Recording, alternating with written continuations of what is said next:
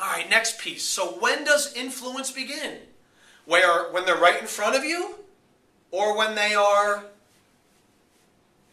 that's right, down the aisleway, remember? They decide 5, 6, 8, even 10 booths down. As far as their eyesight can take them, that's when they decide whether or not they're going to enter your booth. Not when they're right in front of you. They're kind of checking you out. Because they've been sold 100 times before. They don't want that again. So they want to see how you're interacting with others or how you're interacting on your own. Are you having fun? Does it look like your life has changed? Does it look like you're in control or taking control? They need to know that. So 7% of the game of influence is verbal. 93% is nonverbal. Body language. So your body language will tell them, is this the kind of person I want to be with? Is this the kind of concept I want to be around? So think about it. Think about your energy level right now. And if you're in a room of people, think about the energy level of the entire room. On a scale of 1 to 10, 1 being low, 10 being high, where would you rank the energy of the room right now? 6? 7? If you haven't had your coffee yet, 4? All right, so what would have to happen to make the energy of the room a number 10 right now? Okay? Sit up in your chair, stand up with total energy, feeling you're totally on top of your game. You are the ultimate master, the sexy master of sales and income and influence, right? Remember that high five? Okay, so sit up in your chair or stand up with a level 10 energy, ready to go. And in anticipation, as if it's a holiday, it's your birthday, and you're just about to get a whole bunch of gifts. All right? So sit up in your chair. That's it. Total energy. Now, your goal is to maintain that level of energy and enthusiasm and passion for what you're doing, and to embody the best of the lifestyle your concept can provide. So they can see that there's something to aspire towards. So what would that mean? If you're thinking, oh my God, I don't know if I can sustain this energy all day. No one can. All right? You're not alone. You need breaks. It's just human nature. So if you need a break, it's better to leave your booth and go get a drink or go to the exhibitor's lounge or have a snack or just go get some fresh air or some sun. Whatever it is you need to do, take a bio break. And it's better that your booth is empty than you be sitting in there like the Grim Reaper. I'm tired. Okay? Now, also, if your business is so much fun, what are some things you wouldn't be doing? Well, the first thing is you wouldn't be texting. And by the way, this is networking, not net eating. All right? We're here to network. We're not here to net eat. So if you want to eat, leave your booth. You need to have a sip of water. That's perfectly fine to pick up a bottle of water, take a sip, or a cup of coffee or whatever. Take a sip and put it back out of sight.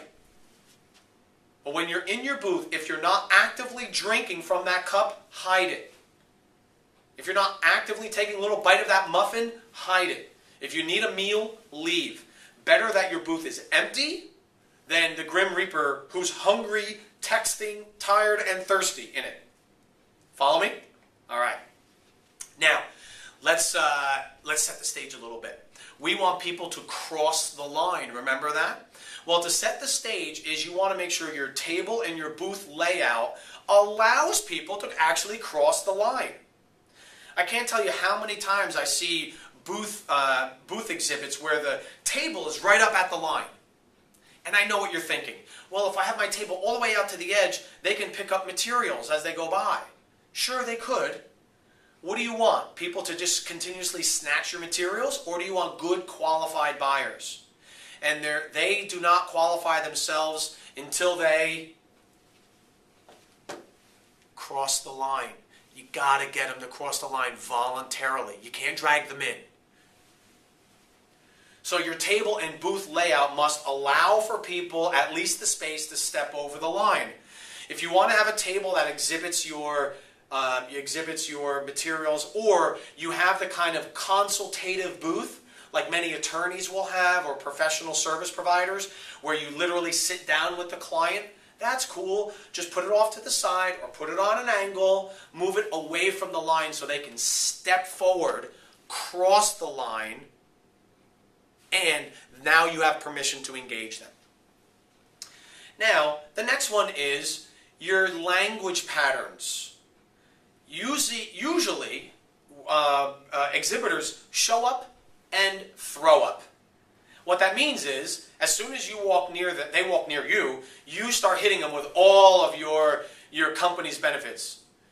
Well, we have this and we have that and we have this and we have that and we are that and we are this and we are all this great stuff. So enough about you, let's talk about us some more. What we're saying here is, you at some point have to tell them what your system is all about. What we are suggesting is that you turn those statements into questions. So if your benefit is that it's a home-based business, you might say, are you curious about a home-based business? Maybe you have low inventory, high margins. Would a low inventory, high margin business excite you? Maybe you're a community-based business that has that's very rooted and has longevity. Are you looking for a business that's community-based or has longevity and a high success rate? Notice the difference? I've converted the benefits into questions. Because the way the brain works, if I ask you a question, your brain can't help but answer it. You must answer the question. So could you picture a brown and pink elephant wearing white lingerie, dancing in the middle of a field? How many of you made that image? You have no choice. And if you're thinking, no, I didn't make the image, because you fought my question the whole way, so you made another image, didn't you? Either way, you answered my question. That's what influence is all about. We want to influence what you're thinking about. Does that make sense? Notice the question. Psychology, use your body and your gestures. Imagine I came to you today and I said, I am incredibly excited to be here in front of you today to talk about boothsmanship and how you can get more quality. Oh my God, that's even painful to do. Imagine I spoke that way and imagine I came too close. It's spooky. It doesn't make sense. If somebody's passionate and enthusiastic and serious and knows their stuff, their body language will match. Okay? So I'm wearing a formal shirt, button-down shirt, collared shirt. I'm wearing my blazer. I've got a hanky, and I'm serious about working with you today.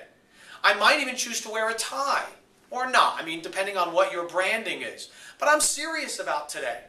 Whatever your branding is, make sure that you align with your brand. Our brand, we're consultants and business coaches. Well, this is what business coaches and consultants wear. Button-down collars on the weekend. They won't wear a tie, so we won't. They'll wear a dark color, conservative, and usually a light shirt, conservative. So we will dress the part as well. So use your body, use your gestures, and then use the tools that are in your booth. Use them to your advantage. So if you have a book or you have something, you will use that. You will explain what your system is. By the way, look at what I'm wearing there. Look at what I'm wearing here. It aligns. Notice? All of your tools in your booth are designed to get them excited and curious and interested to hear about the next step.